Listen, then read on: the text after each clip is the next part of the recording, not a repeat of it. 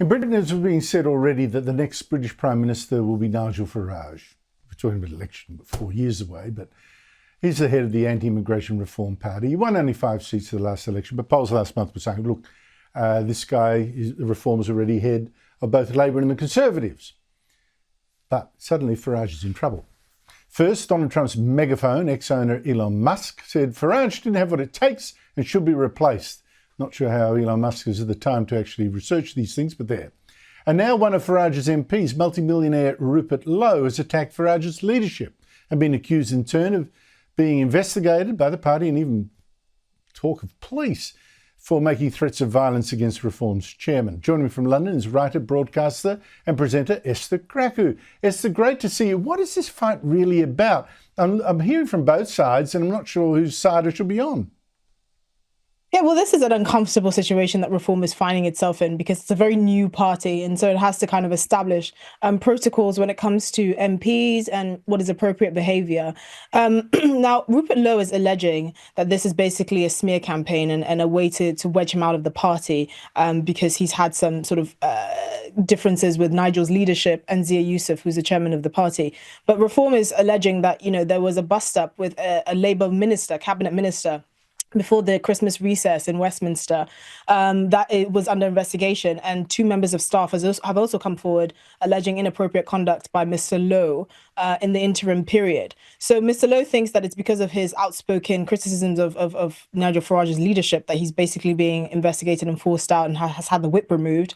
But Nigel Farage is saying, actually, there have been internal problems that we've kept under wraps, but we are investigating. They've actually appointed a KC, so a barrister, to investigate this and to see if they can set in place some party processes. Now, I know from insiders in Reform that have told me that the reason for this is because Labour and the Conservatives have had scandal after scandal involving MPs and lack of action when there have been there's been a scandal or something worth investigating brewing. I'm pretty sure the most infamous example is obviously the rise of anti-Semitism under Jeremy Corbyn's leadership in the Labour Party that was allowed to go on unfettered. And Reform are trying to avoid all of that and seem like a serious party and have proper structures and protocols in place. The problem they have is Rupert Lowe is one of their most popular MPs, and he has really led the charge, particularly when it came to the grooming gang scandal and calling for a national inquiry. He's really held MPs and the government's feet to the fire when it comes to many issues in the party. So what Reform is gambling on is basically that people will not remember this 4 years down the line if Reform actually looks like a functioning party that can really challenge the Westminster status quo and get people back to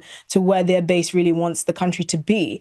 But on Rupert Lowe's side, he's saying, this could be the unfolding of the Reform Party in its crib. If they can't manage 5 MPs, how can they run Westminster and effectively the country? So it's going to be interesting to see where this falls. But it looks like Nigel Farage is really taking a very firm stance on this.